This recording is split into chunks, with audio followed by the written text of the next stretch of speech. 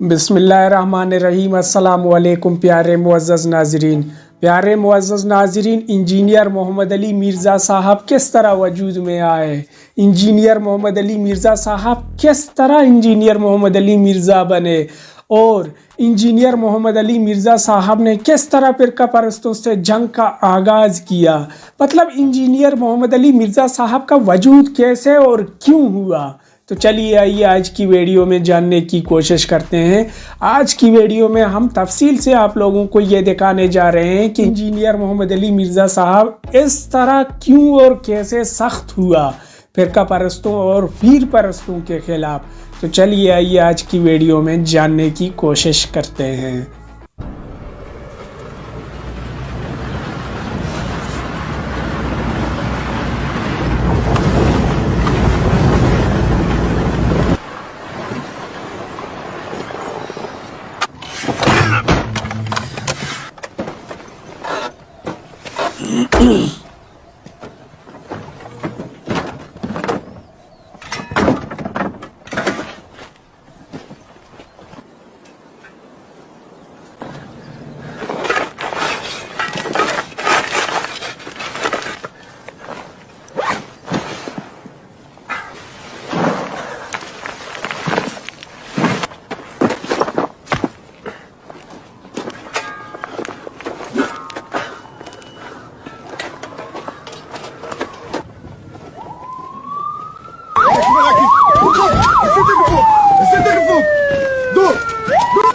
شبك يدك ما تتحركش.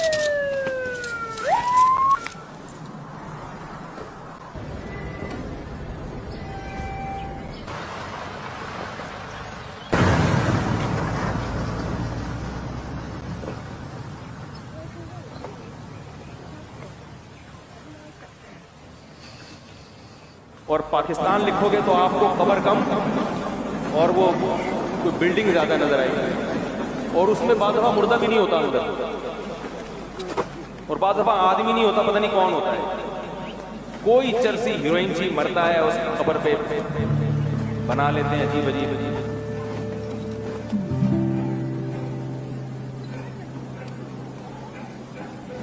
کرام کے مزار آتے ہیں وہ رحمتوں میں ڈوبے ہوئے، تو وہاں جو جائے گا تو وہ تو در محروم کیسے رہے گا۔ کہ بارش ہو رہی ہو، اب آپ چھت کے نیچے آ جائیں گے تو بارش نہیں پڑے گی آپ پر، اگر آپ میدان میں آ جائیں گے جہاں بارش ہو رہی ہے اس جگہ پہ بارش آپ پر گرے گی۔ تو جو ولی اللہ جہاں مزار ہے تو وہاں بارش ہو رہی ہے، رحمت کی نظر نہیں آ رہی، اس کے قریب جائیں گے تو کچھ اپنے پر بھی چھینکے تو پڑیں گے نا۔ تب آج آپ کے عرس کی رات ہے، آپ کے مرید، آپ کے فقیر دور سے آئے ہیں، آپ ہی کا فرمان ہے کہ نیک مرید میرے لیے اور میں گناہگاروں کے لیے ہوں۔ غوث پاک آپ کے گناہگار مرید آئے ہیں، ہماری جھولی بھر دیجیے، جھولی کو میری بھر دو ورنہ کہے گی دنیا ایسے سخی کا منگتا پھرتا ہے مارا مارا، میری لاج رکھ لو یا غوث میں مرید ہوں تمہارا۔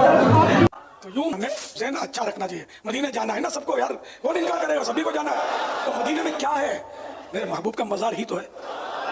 مین تو یہ لگا میرے آقا وہاں تشریف فرمائے، سبز گنبد کے جلوے دیکھنے کے لیے سبھی تڑپ رہے ہیں، تو پھر پوچھتے ہیں کہ مزار میں جانا چاہیے کہ نہیں۔ کعبہ شریف کی زیارت سب کا دل کرتا ہے نا، یہ بھی اللہ کی رحمت کا مقام ہے، لیکن کعبہ کسی مزار سے ریلیٹڈ ہے اس لیے اس کی زیارت کو ہم نہیں جاتے، اللہ کا گھر ہے کعبہ، مگر جس کے صدقے میں کعبہ بنا اس کا مزار شریف مدینے میں، تو وہ کعبے کا کعبہ ہے، تو کعبے کی زیارت کی آپ بات کریں اور بولا کعبے کی نہیں، مزار پہ نہیں جائیں گے، ٹھیک ہے مت جاؤ، ہم تو جائیں گے ہے نا۔ آپ تو خواب میں بھی جاتے ہوں گے، رویداری میں بھی جاتے ہوں گے، ظاہر ہے کہ جس کو زیادہ جذبہ ہوتا ہے وہ خواب میں بھی سرکار کا روزہ دیکھتا ہے، گنبد شریف دیکھتا ہے، تو مزار ہی تو ہی ہے۔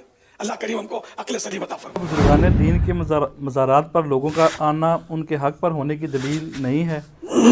آخر اللہ نے ہی لوگوں کے دلوں میں ان کی محبت ڈالی ہے۔ اس حوالے سے آپ کا کیا مطلب؟ میری زبان نہ کھلائے ہے، صرف میں کہتا ہوں آج کل بابا گرو نانک کا میلہ لگا ہوا ہے، کتنی دنیا آئی ہوئی ہے، ان کا بھی مزار ہے، تو یہ کس نے محبت ڈالی ہے؟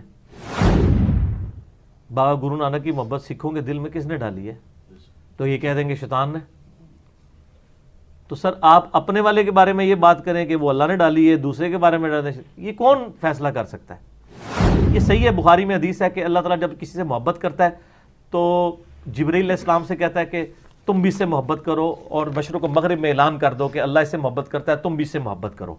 لیکن سر اگر یہی بات غلام احمد قادیانی کے ماننے والے کلیم کر دیں کہ جبرائیل علیہ السلام کے ذریعے اللہ نے اعلان کروا کے دنیا میں لاکھوں قادیانیوں کے دل میں اس کی محبت ڈالی، تو آپ مان لیں گے؟ یہ کوئی فیصلہ نہیں کر سکتا، یہ قیامت سے پہلے نہیں فیصلہ ہو سکتا. اسیسمنٹ آپ صرف کر سکتے ہیں، اور وہ اسیسمنٹ کرنے کا بڑا آسان طریقہ ہے کہ حاجی عبد الوہاب صاحب کے دل میں جو محبت ڈالی ہے نا، جو بندیوں کے نزدیک اللہ نے ڈالی ہے اور بلیمیوں کے نزدیک شیطان نے ڈالی ہے ان کی محبت، اور الیاس قادری صاحب کی جو محبت بریلویوں کے دل میں ڈالی ہے وہ اللہ نے ڈالی ہے، بریلویوں کے نزدیک دیوبندیوں کے نزدیک شیطان نے ڈالی ہے. سمپل. امام کعبہ کی محبت اہل حدیث کے نزدیک اہل حدیث کے دل میں اللہ نے ڈالی ہے، اور بریلوی کہتے ہیں ان کے پیچھے نماز ہی نہیں ہوتی ہے، وہ کہتے ہیں وہ شیطان نے ان کے دل میں محبت ڈال دی ہے. اور جی وہ نبی دے مسلط ہے جہاج ابن یوسف بھی کھلوتا رہا ہے. ٹھیک ہے، تو ویسے کہندے نے کہ جی مکے مدینے سے کوئی جڑا ہے وہ پرندہ بھی نہیں پار مار سکتا اللہ کی اجازت تو بغیر.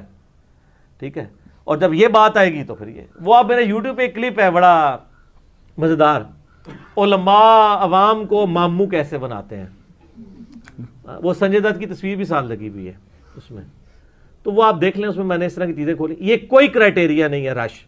اگر یہ کرائٹیریا تو میں پھر الزامی جواب پھکی دے دیتا ہوں. قرآن میں 25 نبیوں کے نام آئے ہیں، ویسے تو ہزاروں پیغمبر ہیں، ہم زیادہ کوئی لمبا فارمولا نہیں کرتے.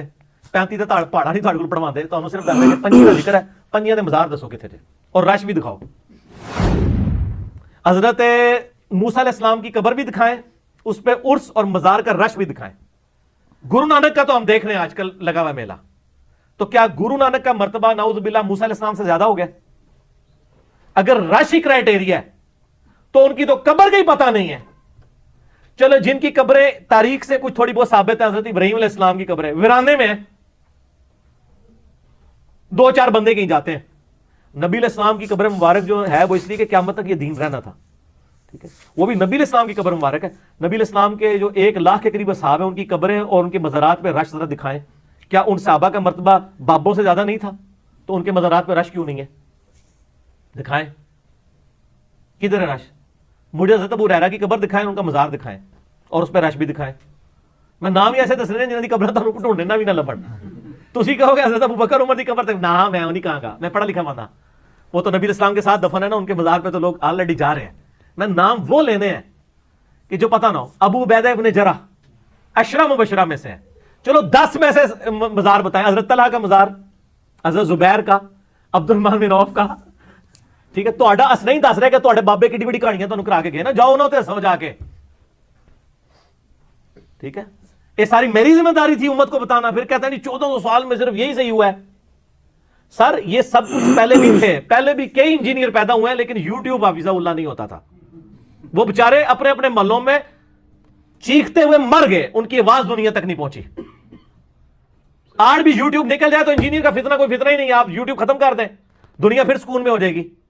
جو اپنا وہ سکون ہے، جیسے نشئی پوڈری نشہ کر کے سکون میں رہتا ہے نا، اس طرح کی یہ پوڈری جو انہوں نے بنائے ہوئے ہیں، خود بھی پوڈری، اپنی وام بھی پوڈری، پھر رہیں گے سکون میں. یہ سکون دنیا کا برباد کیا یوٹیوب نے. آج یوٹیوب ختم کر دیں، انجینئر کا فتنہ اس 15x50 کی اکیڈمی سے باہر نہیں جائے گا. سر یہ 10x10 کا کمرہ نہیں ہے، 15x50 ہے. کافی مہنگا قالین پہ آیا ہے، کہتے ہیں 10x10 کے کمرے میں بیٹھتا ہے 10 بندے سامنے بٹھا کے. تو یہ فتنہ باہر نہیں. یہ پہلے بھی ایسے لوگ موجود تھے لیکن ان کو پلیٹ فارم نہیں ملتا تھا، اس لیے وہ بیچارے رول کھل کے مر گئے. ورنہ ہر علاقے میں ہر جگہ ایسے لوگ موجود رہے ہیں جنہوں نے اپنے اپنے زمانے میں سچائی کا علم بلند کیا ہے. یہ آج سر یوٹیوب ہے جس نے جناب تلپٹ کر دی ہر چیز. ایون آپ حیران ہوں گے، جن گاؤں ایریا میں ڈاک بھی نہیں جاتی، ڈاکیا بھی نہیں جاتا، وہاں بھی ہماری ویڈیوز دیکھی جا رہی ہوتی ہیں کیونکہ موبائل کے سگنل تو آ رہے ہوتے ہیں. سر دعا کرو کہ دنیا تو یوٹیوب اور انٹرنیٹ ختم ہو جائے، اس تو بغیر سکون نہیں جانا. جس نے اشفاق صاحب کہتے تھے نا دنیا میں سکون لانا ہے تو دعا کرو پیٹرول دوبارہ زمین بڑھ جائے، نکلے ہی نا. تو پھر کیا ہوگا؟ کراچی والے لاہور نوکری کرنے نہیں آئیں گے، لاہور والے کراچی نہیں جائیں گے. جو جدھر ہے وہیں پہ حلوائی کرے گا، اپنی اگا کے کھائے گا. یہ دنیا میں بے سکونی جو ہے پیٹرول کی وجہ سے. آج پیٹرول ختم ہو جائے، جب 2-4 دن کے لیے ہڑتالوں میں ختم ہوتا ہے، کیسے نہ سکون آیا ہوتا ہے نا ہر جگہ. آپ امیجن کریں پیٹرول ختم ہو جائے تو جو جدھر ہے ادھر ہی رہ جائے گا. ٹھیک ہے نا، سکون آ جائے گا. نہ کوئی بھی بچوں کو چھوڑ کے دوسری جگہ جائے گا، ادھر ہی کوئی زمین تاک کے کوئی حلوائی کر کے اپنی 2 وقت کی روٹی کھائے گا. اس لیے پہلے دنیا میں سکون تھا. آپ اپنا سکون چاہتے ہیں نا تو آپ یہ دعا کریں، نہ قبول ہونے والی دعا، کہ یوٹیوب یہ ٹیکنالوجی ختم ہو جائے. ظاہر ہے یہ تو نہیں ہونا. ظاہر ہے اللہ نے اسلام کی نشست ثانیہ نہیں کروانی، کیا اسلام کو غالب نہیں کرنا. هو الذی ارسل رسولہ بالہدی ودین الحق لیظہرہ علی الدین کلہ ولو کرہ المشرکون. چاہے مشرک برا بھی مانے یہ دین غالب ہوگا. تو سر یہ پہلے بھی ایسے لوگ موجود تھے لیکن ان کی سنوائی کوئی نہیں ہوتی تھی. خلافت و ملوکیت جب 67 میں لکھی گئی ہے, بڑا ادم مچانا, علماء نے اتنا مس ہینڈل کیا کہ جن کو مولانا مودودی کا تعارف نہیں تھا نا ان کو بھی ہو گیا. لیکن وہ فتنہ اتنا نہ پھیلا, پنجابی والا فتنہ نہیں سر, عربی والا. لیکن آج جب ہم ویڈیو کے اوپر یہ واقعہ کربلا والا ریسرچ پیپر دکھاتے ہیں تو سر خلافت و ملوکیت اگر 1,00,000 بندے نے پڑھی تھی, یہ تو ملینز آف پیپل تک پہنچ چکا ہے یوٹیوب کی برکت سے. بلکہ اس کی وجہ سے لوگوں نے خلافت و ملوکیت پڑھنی شروع کر دی ہے, پمفلٹ کی وجہ سے اور ہمارے لیکچرز کی وجہ سے. تو یوٹیوب نے بیسیکلی یہ فورم ہمیں دیا ہے, ادروائز تو یہ فتنہ اسی طرح ہی رہ جانا تھا. ہم بھی آتے تھے نا تو ہم بھی کہتے یار یہی ہے. بلکہ شاہ ولی اللہ دہلوی کی آپ حجت اللہ البالغہ پڑھیں. شاہ ولی اللہ بھی پوری زندگی جو ہے وہ قبر پرستی کی زندگی گزاری ہے انہوں نے. پھر قرآن و حدیث پڑھنا شروع کیا تو کہتے ہیں میں اس نظر پہ پہنچا کہ انڈیا پاکستان یعنی اس وقت جو ہندوستان تھا وہ کہتے ہیں کوئی بھی بندہ ایسا نہیں جس کے مجھے عقائد صحیح نظر آ رہے ہوں, میں کیا کروں شاہ ولی اللہ. پھر وہ کہتے ہیں میں نے خواب میں نبی علیہ السلام کو خواب میں دیکھا, حضرت حسین علیہ السلام بھی تھے ساتھ. تو حسین علیہ السلام نے مجھے خواب میں قلم دیا, کہتے ہیں میری آنکھ کھل گئی.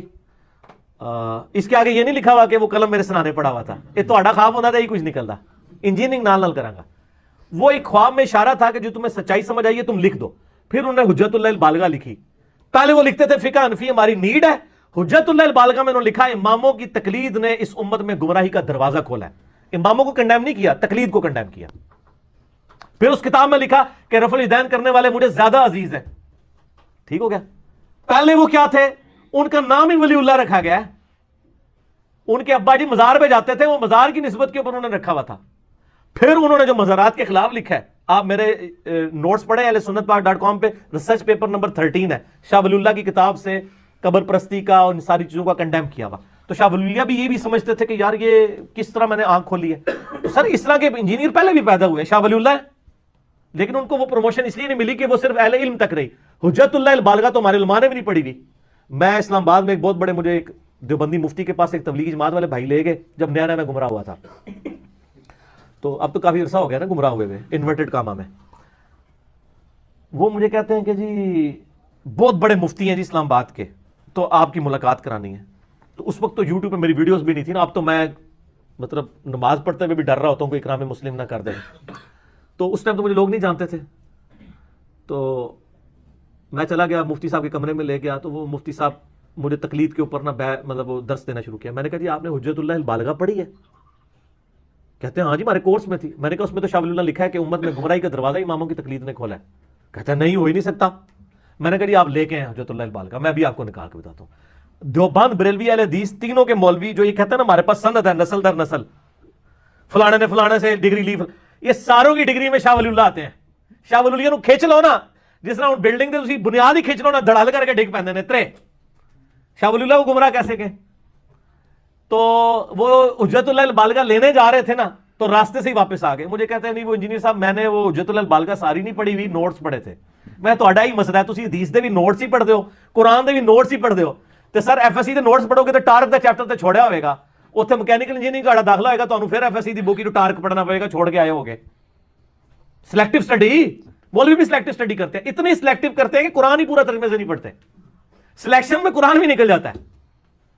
اچھا تو ان کو سمجھ آ گئی کہ لکھا ہوا ہے, لیکن اللہ کے فضل سے توبہ کوئی نہیں کی. پھر بھی انہوں نے یہ نہ سمجھیے گا کہ اس کے بعد انہوں نے کہا کہ ہاں میں رجوع لاتا ہوں, نہ, وہ بس کہانی ہے. ٹھیک ہے, آنکھیں بند کر کے لگے ہوئے ہیں جو جدھر لگے رہے. ہم تو جاگو اور جگاؤ کر رہے ہیں, اور ہمارا قطعاً یہ مقصد نہیں کہ علماء جاگیں, ہمیں کوئی امید نہیں ان سے. ہم چاہتے ہیں ان کی عوام جاگے, پھر وہ علماء کو جگائے. ہم ڈائریکٹ جا کے جگائیں گے نا تو ہماری تو آواز سے ان کو شکل سے ہی چڑھا ہے.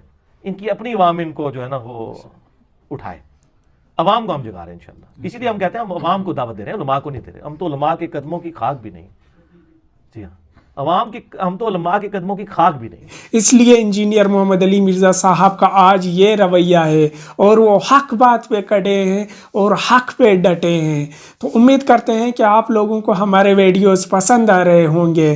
آپ لوگوں سے گزارش ہے کہ ہمارے چینل کو سبسکرائب کر کے گھنٹی کا نشان ضرور دبائیں. ملتے ہیں ایک ایسی ہی دلچسپ ویڈیو کے ساتھ. تب تک کے لیے ہمارے ساتھ رہیں اور اپنا خیال رکھیں. اللہ حافظ.